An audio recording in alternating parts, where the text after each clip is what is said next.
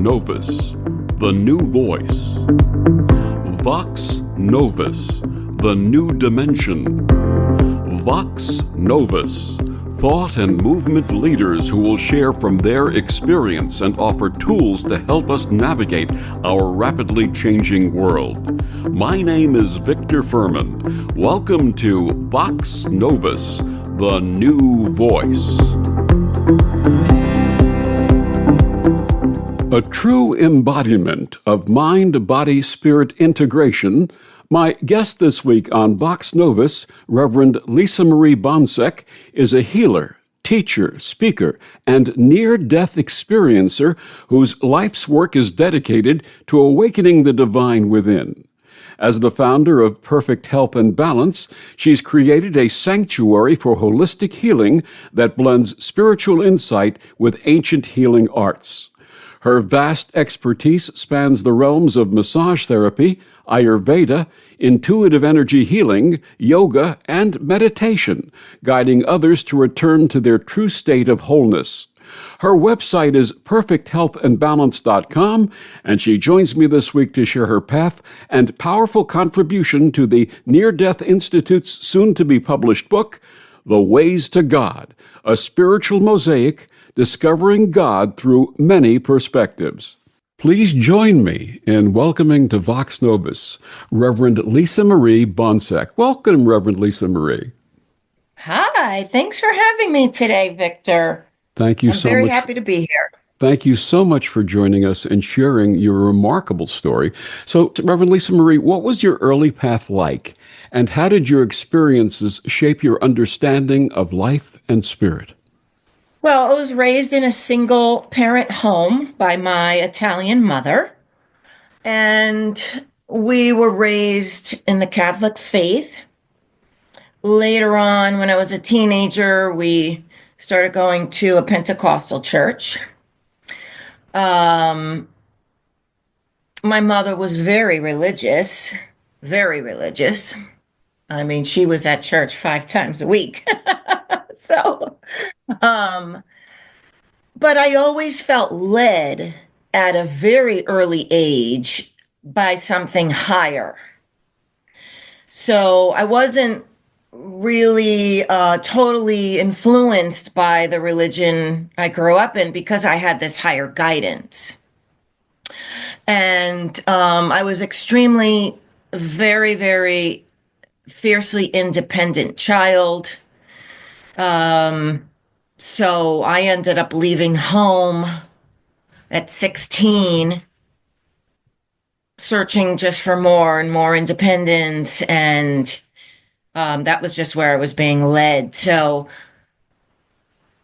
And then I did a lot of studies. I was in nursing school. I put myself through nursing school and hairdressing school, and knowing the feeling I had intuitively that I was going to be very independent. I wanted to have something to always fall back on. So I went to school and then realized that I was being drawn to Ayurveda, which is India's holistic medicine.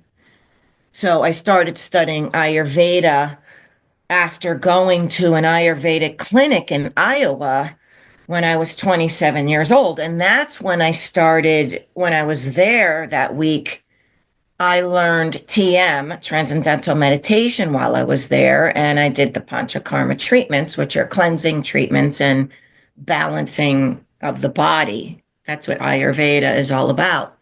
So my spiritual journey, really became very profound once I started meditating and started the Ayurveda when I, discovered that. So, but in the meantime, when I was in my 20s, I was being drawn to Edgar Cayce's books, The Sleeping Prophet. I was being drawn to the Indian culture, Ayurveda, and I was wondering why I was being drawn to all that. But I was very interested in natural medicine at a young age, probably since I was a teenager. Getting back to the teenage years, what were the lessons that you learned on self-expression and assertiveness? Yeah, I taught myself. Well, I taught myself more when I was out of the house at maybe 20 years old because I was always self-employed. I was always a motivated, driven child, and I realized coming from a very difficult childhood with a difficult mother that I was very passive. So I had to train and teach myself. I wanted to teach myself how to be assertive, but I also wanted to be nice. So I had to figure out and navigate how I was going to make that happen. So I would listen to older people and how they were talking and how they were introducing themselves to me. And I just picked up little things that I liked, how, what they said. And I had to practice speaking to older people or my clients. And because people would say things in life that, I didn't want to let it go. I wanted to say something without letting it go. So I wouldn't end up with a stomach ache and regret it later and wonder why I didn't say anything and speak up for myself. So I just taught myself how to be more diplomatic, keeping the kindness, but getting my point across in a nice way, and cured myself of that. So in reality, So, it was a combination of self-advocacy and then, but doing it in a yes, proper way, exactly. so that you didn't scare people, Exactly. so that you didn't scare people away, right? Right. Like putting, just like somebody would forget to leave me a check. It's high. I've always had a hard time with money because, I've got this thing where money is not at the forepoint. It's not at the priority, I should say. I'm always, as a minister now, I'm always doing, sir, I'm in service. So I've always had that mindset, even as a child, even as a young adult.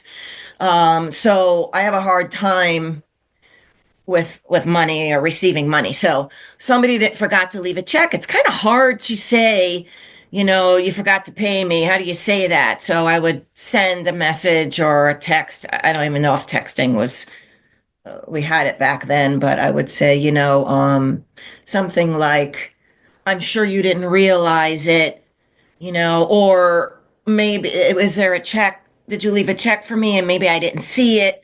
So I would, figure out a way to say things nicely without sounding too abrupt. Or dealing with my difficult mother, I would say, Ma, I'm on your side.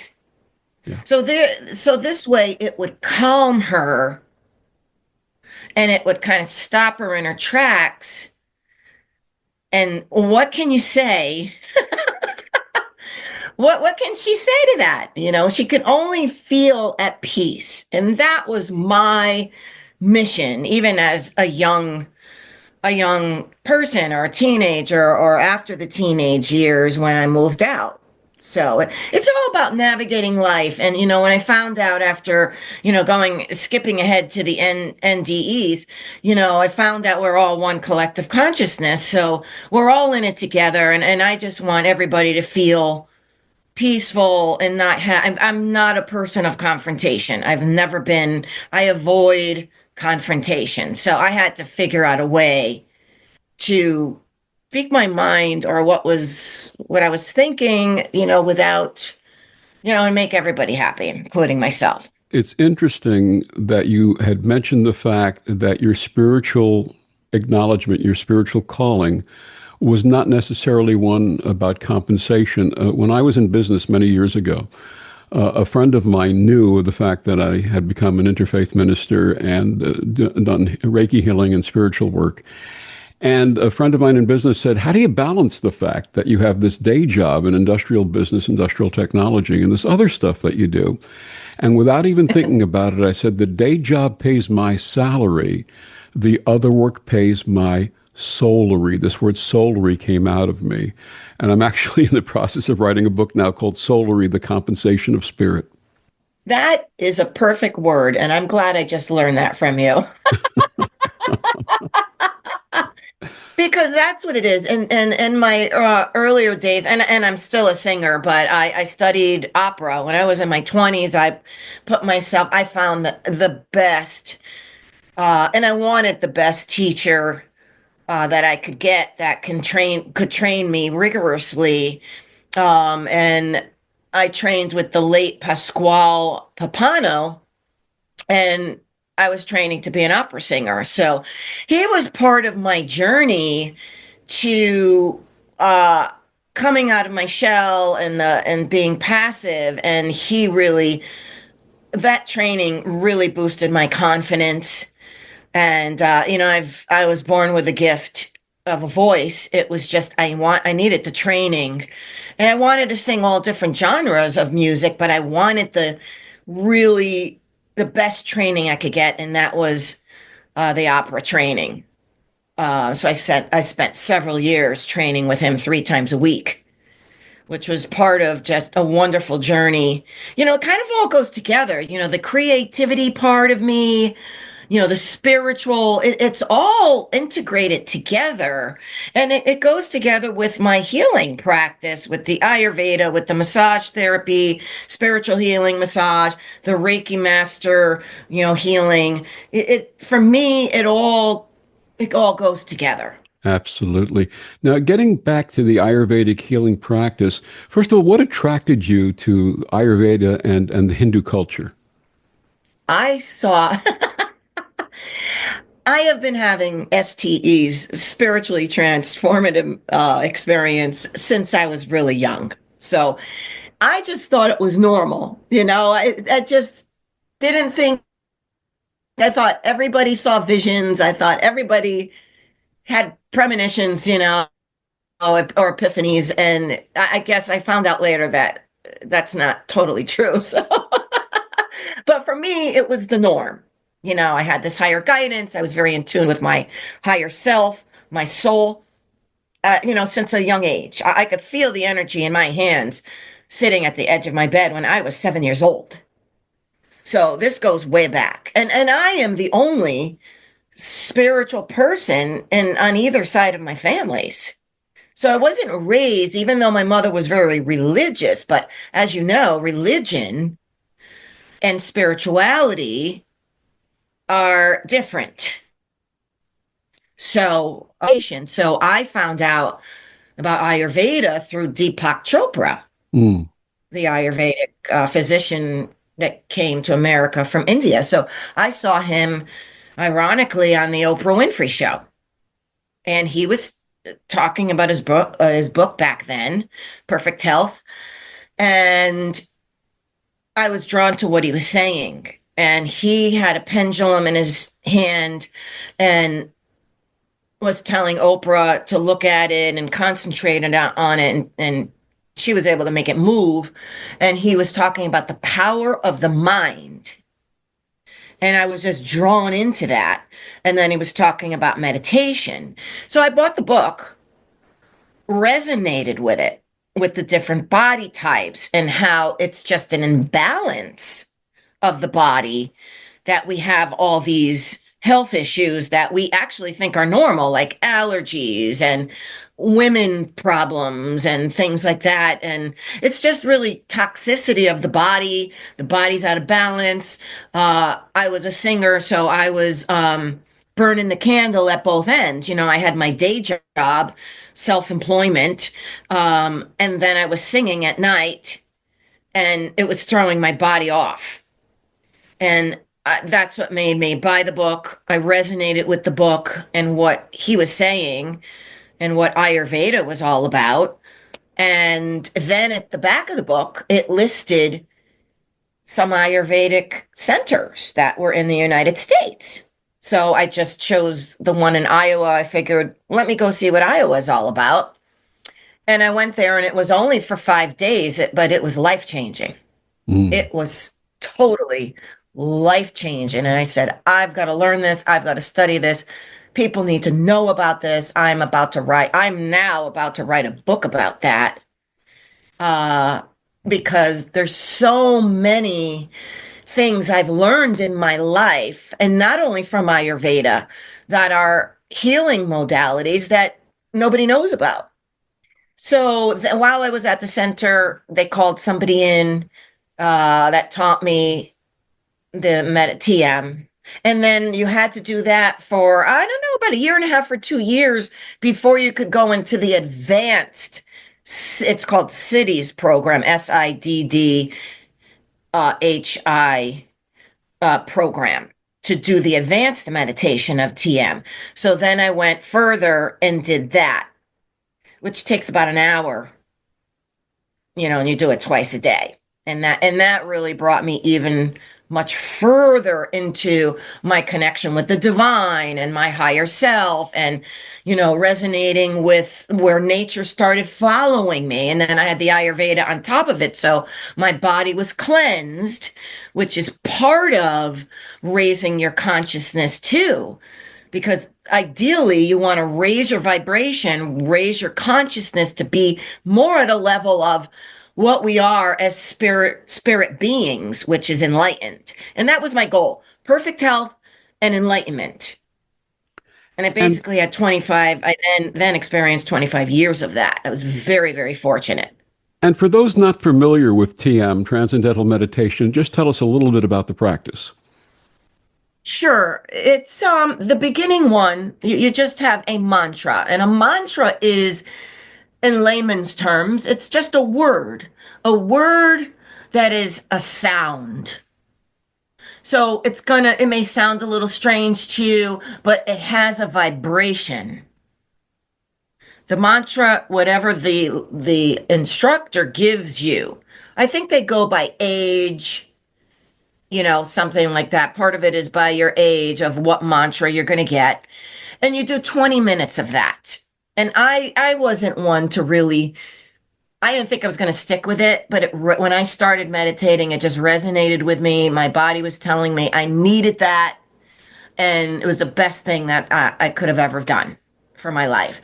And so it's 20 minutes twice a day for the beginners. And then the advanced one, you have the 20-minute mantra, your same mantra that I had already.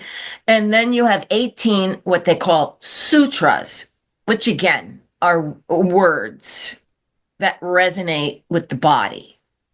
And at the end of the advanced meditation, the CIDDI's program, there is a 10-minute part that they call the flying. And so, and there's a levitation, there's the different sutras for that section at the end. And some people are levitating, some people are hopping in a lotus position, hopping so many feet in the air. And it is true. It is true, because I've experienced that. How may mindfulness help us to transcend the emotional component of difficult memories? Well, the mindfulness of the meditation, it quiets and calms your mind for you to go within, to tap into your higher self, which is, your higher self is directly connected to God, source, the I am, creator. So that's what you want. You want to go where that direct connection is to God. So being in that mindful state of existence with the meditation quiets the mind. Therefore, and then, like, I didn't have a father figure in my life. Just for an example, I didn't think it ever bothered me. I didn't think it bothered me until I started meditating, and the memory came up and out of from the back of from the subconscious mind. And it came out of my subconscious mind. It was buried in there, and it came forward and out, never to be thought of again. And that needs to happen. And that's what meditation does. It lets you heal from anything that may be interrupting your path to go forward. So now, whatever happened in my childhood that wasn't ideal, I practice forgiveness. Forgiveness is another mindful thing too. Forgiveness, gratitude. I found out in my NDEs that, everything is already pre-planned I planned a lot of it before I got here as my higher soul to experience certain things, including picking my parents to go through certain lessons and experiences, and for them to also go through experiences. So I really am a firm believer and of forgiveness for healing childhood stuff, gratitude for the experiences. The gratitude really shifts the energy of anything. Even when I had COVID a few years ago, I I had it pretty bad. So not until I went into gratitude did things shift for me, Yes, and I started getting better because we are here to experience these difficult things. I had a lot of loss in my life. The loss seems to be my theme, yes, so I just go into gratitude. It helps for me in particular because I've had the NDE, and so I know there is no death, and we're all absolutely. going to see each other again. So it's easy for me, easier. I'm still in a human body. The human body has what I call negative emotions. When I was out of my body, there are no negative emotions as a soul form. There's only bliss consciousness, which is euphoric happiness. There's only love. I mean, we are love, and it's not a love we have here. If I had to Absolutely. describe it, it's like the love for your children, or you have a love of your life soulmate. You have to multiply that by 50,000. And honestly, there are no human words to describe that love, and it's divine love. That's what I call it. And we're going to talk more about your near death experience when we come back into the next segment. My guest, Reverend Lisamarie Boncek, she's contributing to the book, The Ways to God, A Spiritual Mosaic, Discovering God Through Many Perspectives. Reverend Lisamarie, please share with our listeners they can find out more about you and your work and also the book. I got an email from the publisher, and she said, Lisamarie, I've been trying to get you for 2 years. I said, yeah, I think I remember you sending me an email. She said, I thought you were supposed to be on my last book. And I said, well, I guess not. Everything is in divine order. I know that for a fact. So she says, you've been channeled. She said it was channeled to her that I be part of this book. I said, okay, so what's the title? When she said The Ways to God, it just resonated right to my soul.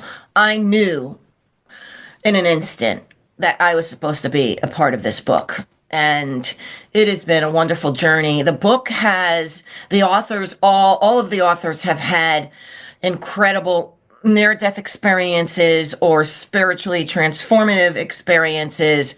And it's a great book. It's coming out on the 28th of this month, June. What is your website and how can people find out more about you and your work? My website is perfecthealthandbalance.com. And we'll be back with more of Reverend Lisamarie after these words on the Om Times Radio Network. The cutting edge of conscious radio, Om Times Radio, IOM FM. Om Times Magazine is one of the leading online content providers of positivity, wellness, and personal empowerment. A philanthropic organization, their net proceeds are funneled to support worldwide charity initiatives via Humanity Healing International. Through their commitment to creating community and providing conscious content, they aspire to uplift humanity on a global scale. Om Times, co-creating a more conscious lifestyle. Back on Vox Novus, my guest this week is Reverend Lisamarie Boncek. We're going to be talking about her near-death experience and her contribution to the book, The Ways to God, A Spiritual Mosaic, Discovering God Through Many Perspectives. Reverend Lisamarie, your near-death experience occurred in 2017. Please share with our listeners what happened and what you experienced. Well, like I was saying, I I had Lyme disease and a lot of complications from that. I was coming from being the epitome of health, and then this struck me, and I tell you, I was shocked that my path would change so swiftly from one thing to another. So I got bit by a tick and I didn't catch it right away. Long story short, I ended up with a lot of complications from that. And then I started having a huge problem with not producing cortisol. And that was what really created the near-death experiences.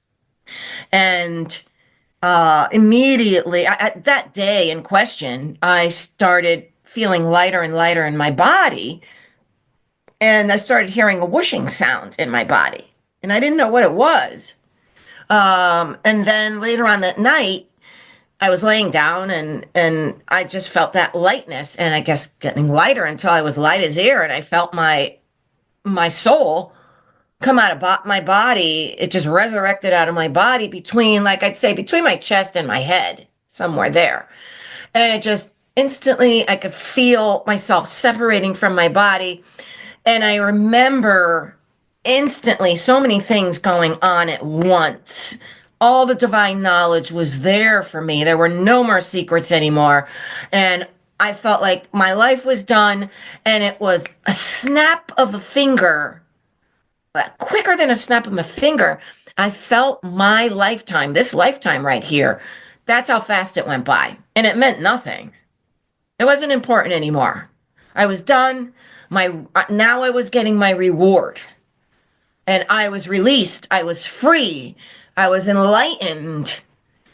And I was huge. I was this expanded consciousness that filled up the whole room. And I couldn't believe it. I was bliss consciousness. I was euphoric happiness. If I had a face, it would have been, I was beamed up, with this instant, permanent, bright smile. And I was laughing. I was constantly laughing. And I instantly noticed that I turned into this magnificent love.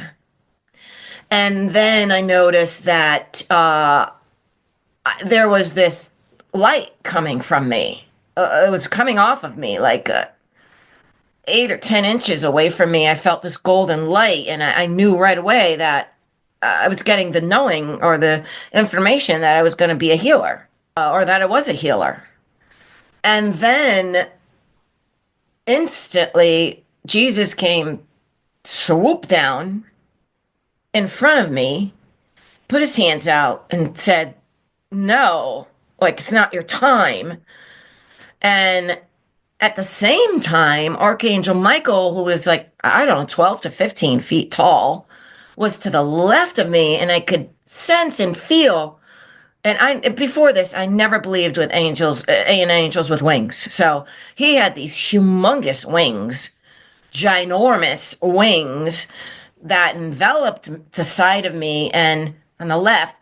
And I could feel the intricate little tiny feathers within the feathers. I mean, I'll never forget that. So he was assisting in the healing with Jesus. And then my higher self was also assisting them in my body's healing.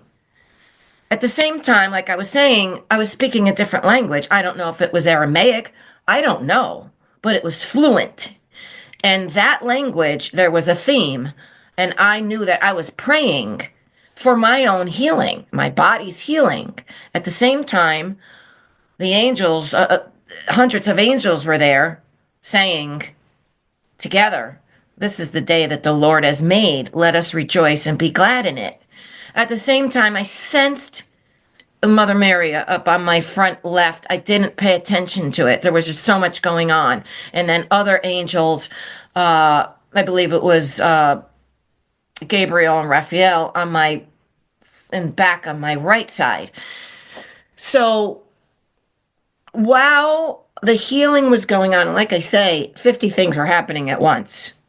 I was being shown everything. I was being shown humanity. I was being shown my purpose. I was getting downloads for friends. Now that I was this expanded consciousness, all the information was being downloaded to me. And I was speaking to the divine beings and God, which I will tell you about, through telepathy. So telepathy is just thought to thought. which is so much easier than speaking with a mouth. Speaking with a mouth is a lot of work once you experience telepathy. So I would ask a question and it would be answered before I could even finish the thought. So at the same time, I was being shown my future and I was watching myself, which was very cool.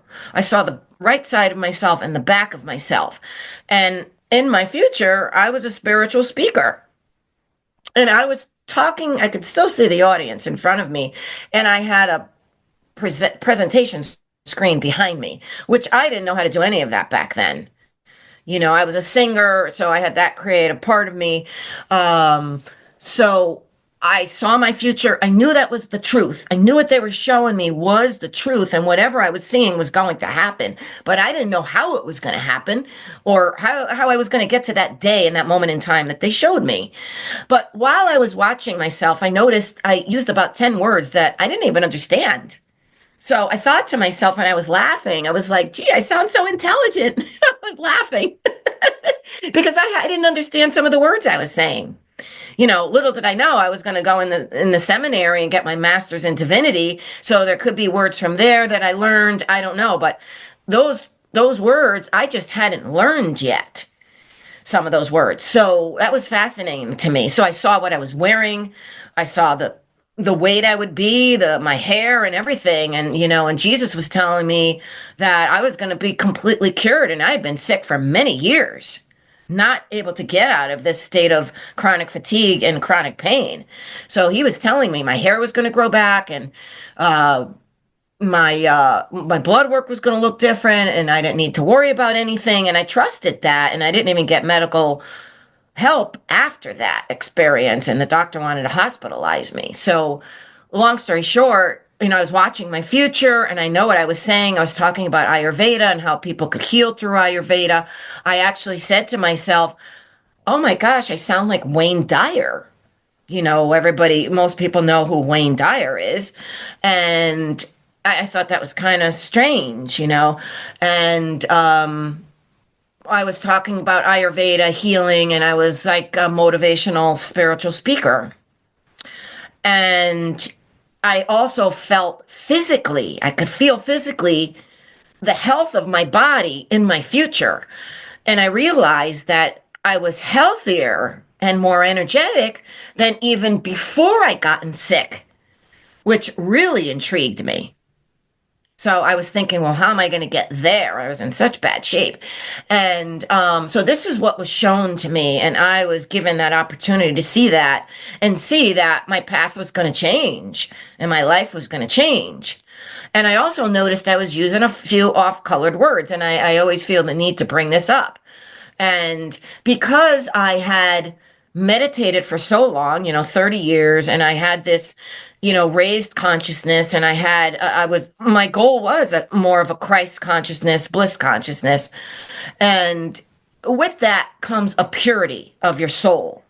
You get this purity, which is great. And it's great for me to live that life. But when I noticed I used a few off-colored words, that was really a shock to me. So I said to Jesus, what is up with that? And he said to me something very profound. He said, first of all, you came here to learn compassion. And I think he was trying to tell me, well, number one, that I decided that way before I came here as my higher self soul, before I went into my body. Secondly, I think he was trying to tell me that there's a lot of suffering that comes with that. Because even though I had compassion before I'd gotten sick, it's not the level of compassion that I have now, and the understanding of what people are going through with illnesses, like the patients that come to me now with cancer. I had a young woman that lost her newborn baby. I mean, this is heavy, ginormous loss. And now they're coming to me, everybody's brought to me through divine intervention. And I am here with a much greater understanding because of my suffering for so many years and what I've gained and learned from that suffering of how I could better help people now with this much deeper level of compassion to deal with anything that comes my way. So I can help them navigate how they're going to get through and how they're going to heal. So Jesus said to me, you came here to learn compassion.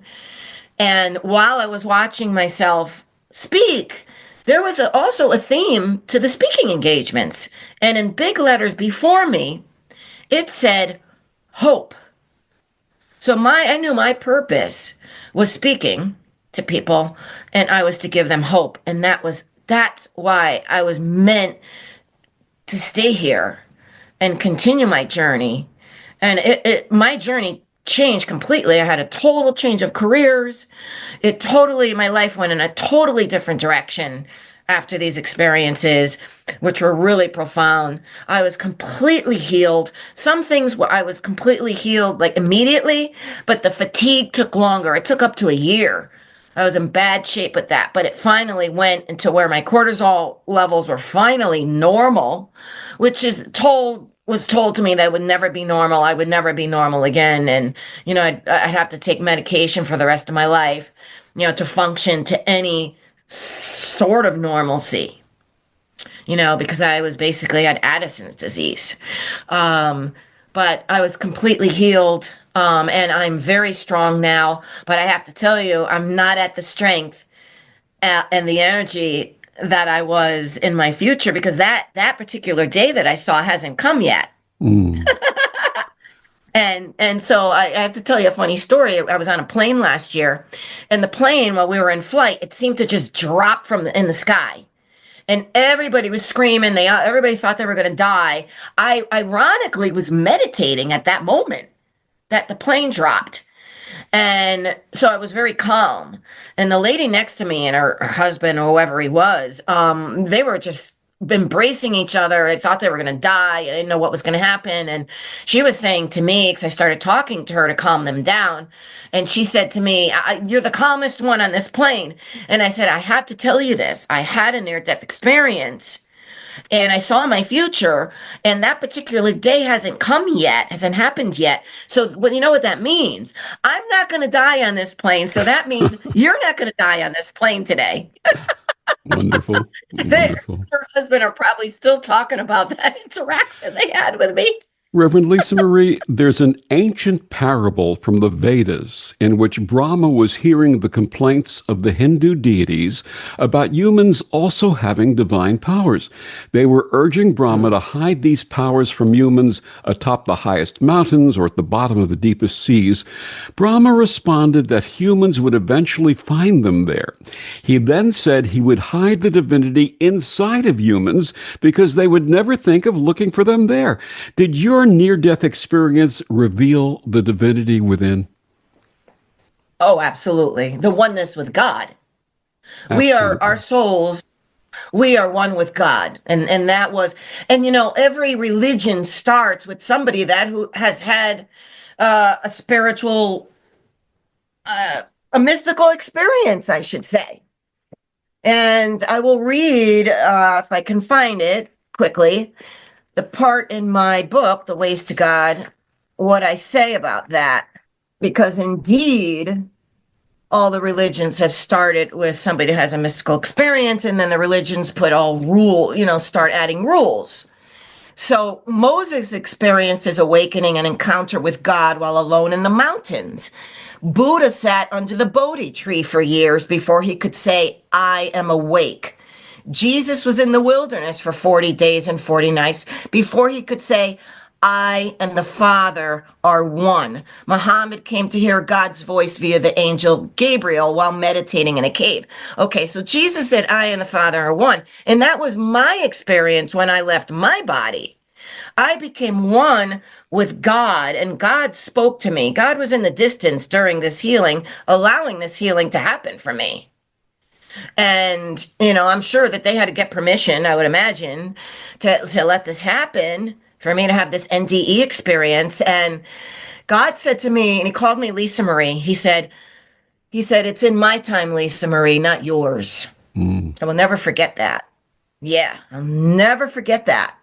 And I felt, and I didn't know that before my NDEs, Victor, that I thought God was separate. It was like God was the pie, the whole of the universe, whatever, all the, I figured out, I found out there was many universes, many planets, many universes that we don't even know about. It's so advanced over there, so advanced.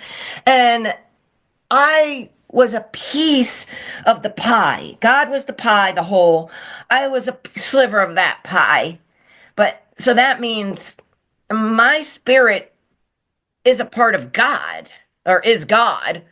And now it went back into this body and got buried and smothered and limited in a body. And now, once I went back to my body, I was turned off from all the magnificent divine information that I was being given. So, first of all, I found out we don't die. Our spirit continues on. And I have to tell you, and I want people to know this, that I didn't lose. A lot of people say they lose their identity when they leave their body. I didn't lose my identity. What I became was my best self. Yes. I was void of the human body limitations, all of the negative emotions, just even time. Because we have circadian rhythms in our bodies that we have to go by. We have to go by, light and darkness of the earth, time. And when I left my body, there was no time. The way I try to explain it is I was in the now. And I've had moments of being in the now as a meditator. So I can say that. That's what it was. When you're in a spirit form, you're just in the now and you're just being. And in this perfect love.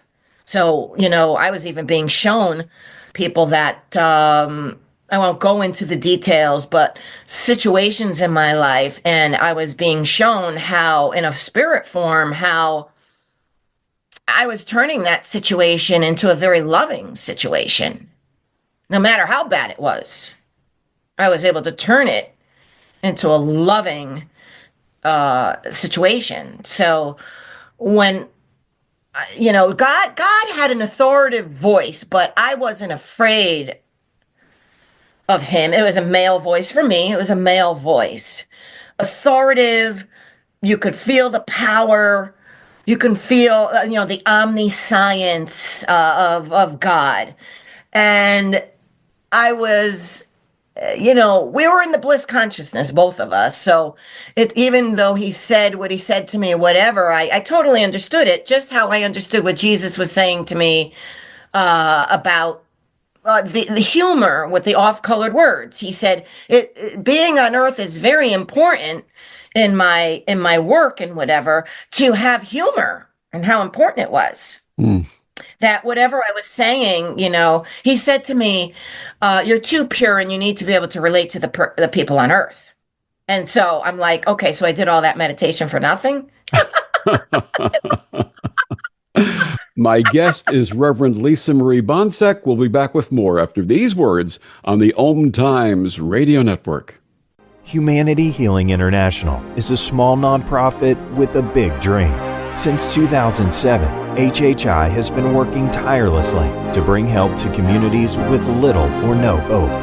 Our projects are not broad mandates, nor are they overnight solutions, but they bring the reassurance that no one is alone and that someone cares. To learn more, please visit humanityhealing.org. Humanity Healing is where your heart is. Back on Vox Novus, my guest this week is Reverend Lisamarie Boncek. We're talking about her near-death experience and her contribution to the book, The Ways to God, a spiritual mosaic, discovering God through many perspectives. One of the things you were talking before, we were talking about the parable about Brahma and hiding the divinity. There's the Hindu word, the greeting namaste, translates as the divinity within me bows and acknowledges the divinity within you. Should we all start bowing to one another and saying namaste? Absolutely. What I found out on the other side is we are all one collective consciousness. It's not about religion. If I had to say there was a religion, the religion was love. It was just love. And in our spirit forms, and when we go back home, we are love. And that is the greatest tool you can have on earth in your earthly body, human form, to manage any situation in your life. We are here for the drama. We're here for all the negativity. The earth has a lot of negative vibration. It's a lower vibration than, so we are all, I think the souls that have chosen to come here are very advanced souls that chose a difficult journey. And we have to remember that. And it's tough to navigate. So having the tools like love and gratitude and forgiveness comes to your advantage to navigate situations that are very difficult in life. And with other people, you're going to encounter people that are negative. You're going to encounter issues with people. It's just an everyday occurrence. We share the connection of having studied and been ordained through a common interfaith heritage.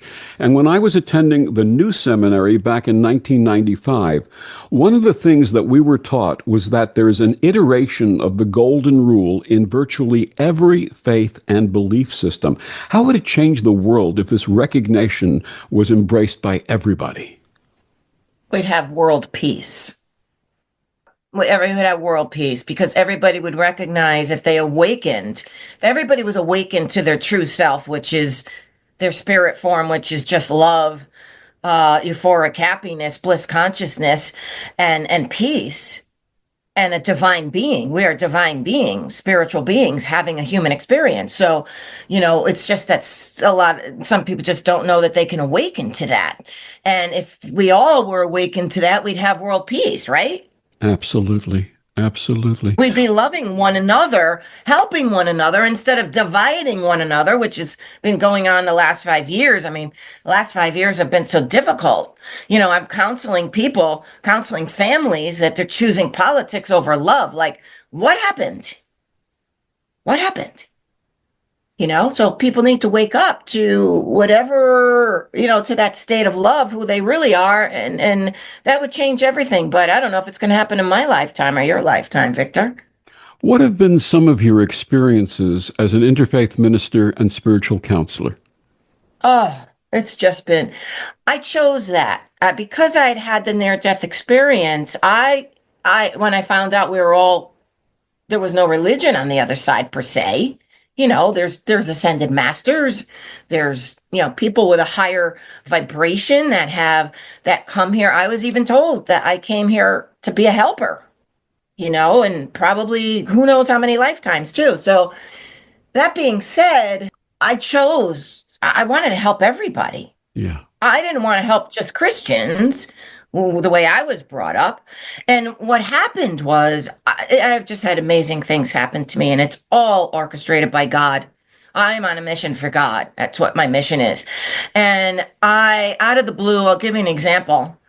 Out of the blue, somebody calls me, and they didn't know I was a reverend. And somebody called the business and to order a lymphatic massage. And I went to the house because I do a lot of house calls. And I was taking my massage table out of my truck.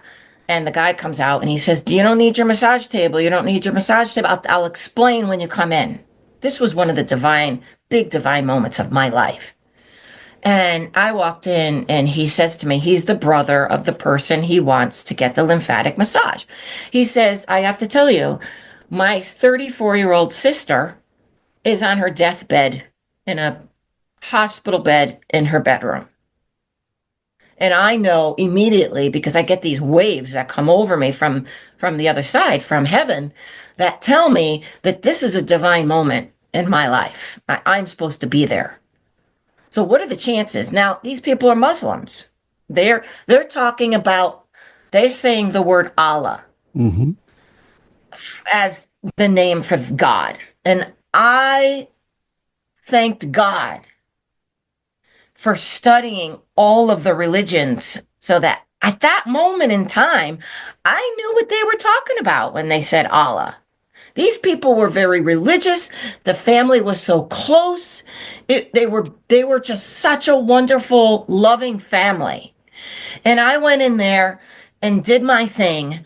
And somebody asked the dying girl asked me in front of the dying girl about my near-death experience. Because somehow it had come up. Maybe I told one of them. I don't remember. So she asked me, and the dying girl was out of it. And all of a sudden, she opened her eyes, listened to my experience and how it felt. I think the girl had said, how did it feel to leave your body? And I explained how wonderful it was. And the dying girl had a look on her face like she was so relieved that now she was ready to leave her body.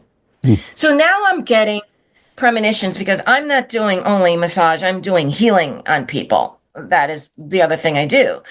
So because I came back with healing abilities and channeling abilities, I channeled the divine. So as I was doing healing on her at the top of her head, I kept hearing from the divine. I normally give people hope, and the divine knows that. God knows that about me. And I kept hearing very emphatically, do not give the family hope. In other words, this was her time, and there wasn't going to be a miracle. The miracle was going to be that she was going to die, and she was going to be in her spirit form, and she was going home. That was the miracle. And the brother kept talking to me and saying, Lisamarie, I know you believe in miracles. I know, we could heal her with some natural remedy that you have. And, and I was being held back from talking. I couldn't even say the words to give hope. Spirit, God, the divine was even holding my words back. I mean, this was really profound. And then all of a sudden, the doctors had said to them that she had months to live. So I took them aside. I took the brother and the mother of the dying girl who was dying of cancer.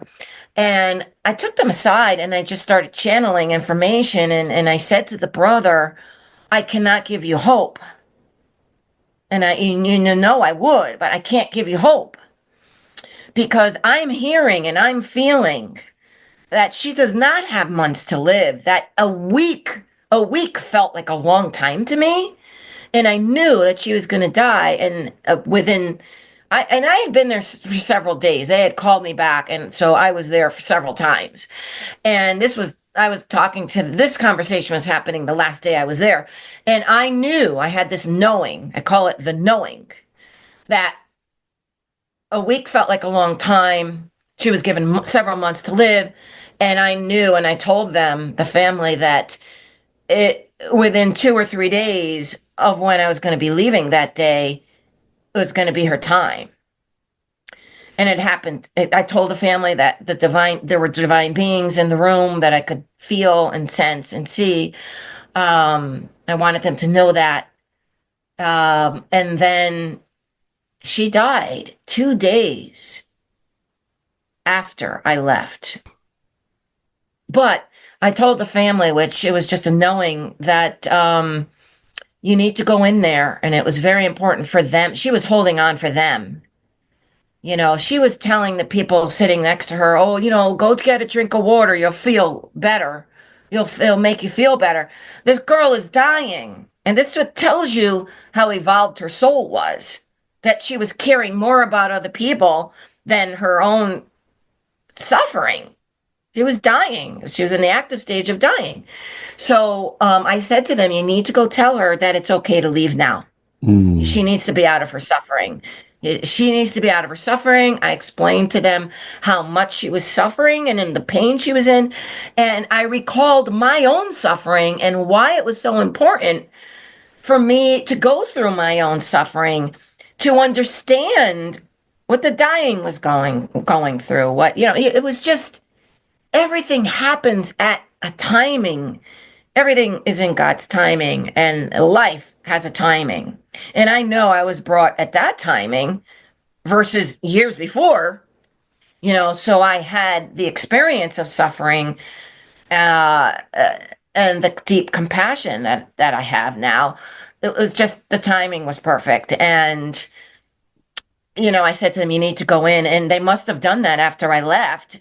And then she was able to leave her body a couple days later. Everything unfolding in divine order. My guest, Reverend Lisamarie Boncek. She's contributed to the book, The Ways to God, A Spiritual Mosaic, Discovering God Through Many Perspectives. Reverend Lisamarie, please share with our listeners one more time where they can get a copy of that book and also find out more about you and your website.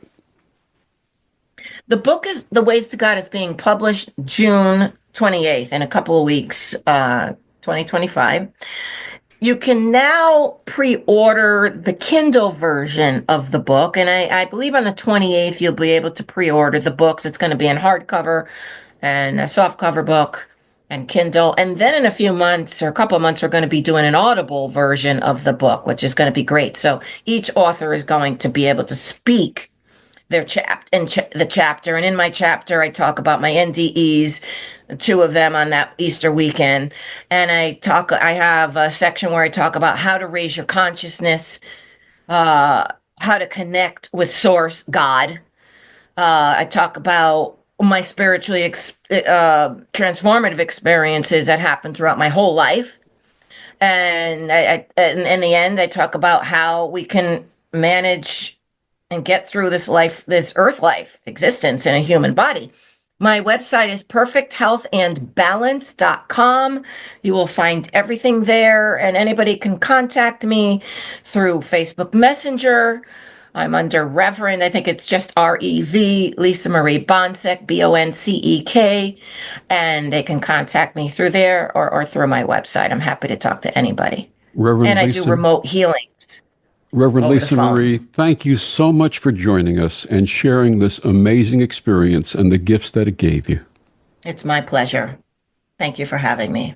And thank you for joining us on Vox Novus. I'm Victor, the Voice Furman. Have a wonderful week.